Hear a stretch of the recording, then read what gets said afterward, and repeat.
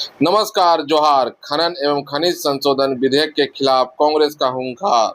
केंद्र सरकार के नीतियों को साधा निशाना। मंगलवार को जिला कांग्रेस कार्यालय में प्रेस कॉन्फ्रेंस कर झारखंड कांग्रेस के प्रदेश महासचिव सह साहेबगंज जिला प्रभारी डॉक्टर मुत्रनम संजय ने विधेयक को राजहित और जनहित के प्रतिकूल बताया।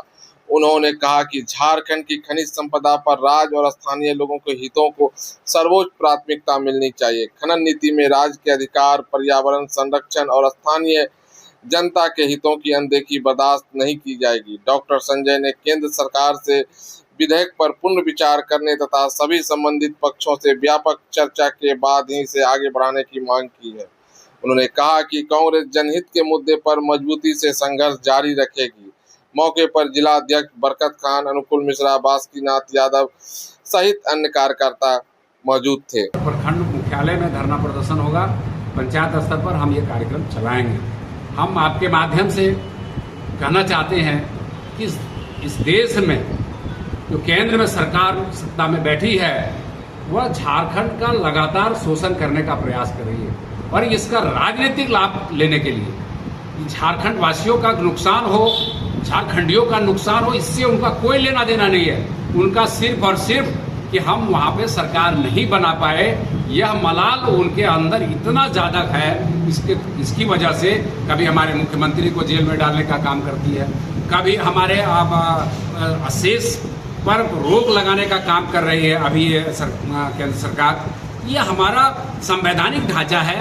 राज्य को अपने खनिज संपदाओं पर पूर्ण अधिकार है। आप भी पत्रकार हैं, आप बुद्धिजीवी हैं, आप सबको ये बात की जानकारी है कि खनिज संपदा में केंद्र को अधिकार नहीं है, यह राज्य को अधिकार है। कुछ प्रतिशत केंद्र को जाता है और जो गया है उसका भी पैसा हमको वापस नहीं कर रही है। अब जब हमारी सरकार मांग रही है, माननीय मुख्यमंत्री मांग रहे हैं, कांग्रेस पार्टी मांग रही है कि हमारा हिस्से का पैसा हमको वापस करो, ताकि हम जो है महिलाओं की जो योजनाएं हैं, मैया योजना या जी राम जी योजनाओं में हम काम दे सकें, उस पैसे से हम उसका क्षतिपूर्ति करें। लेकिन यह जानना कि सरकार किस तरह से हमको उसको फेल करना है। जैसे हम आपके गाड़ी में पेट्रोल नहीं भराएंगे तो आपका कुछ दूर जाके गाड़ी रुक जाएगी, लेकिन गाड़ी रुकेगी नहीं।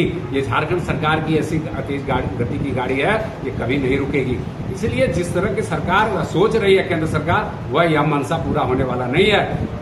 आप पूरे देश में 40% खनिज संपदा हमारे झारखंड से जाता है, पूरे देश में। और वैसे राज्य में इस प्रकार का शेष से मुक्त करना ये काला कानून है। और जब इनके अधिकार क्षेत्र से बाहर हुआ तो ये चुपके से ये विधेयक पारित करके जो है संसद, आपकी बहुमत है, इसका क्या मतलब है कि आप थानेदार को पूरा ताकत है तो क्या करेंगे, सबको जेल में बंद कर देंगे।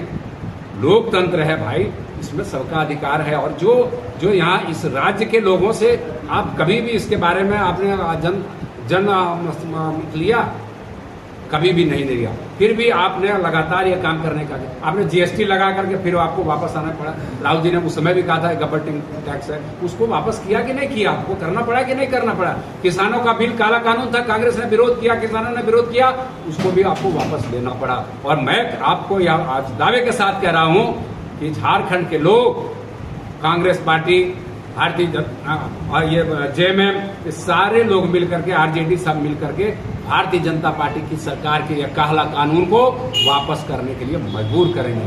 और चंदा चोरी के माध्यम से जो करोड़ों रुपया इकट्ठा करने का काम किया है भारतीय जनता पार्टी के नेता और इनके लोग, वो भी हम यह काला कानून के तहत है, इसको कानून के दायरे में लाना चाहिए। क्यों नहीं उसको लाया जा रहा है? क्यों इनके ही लोग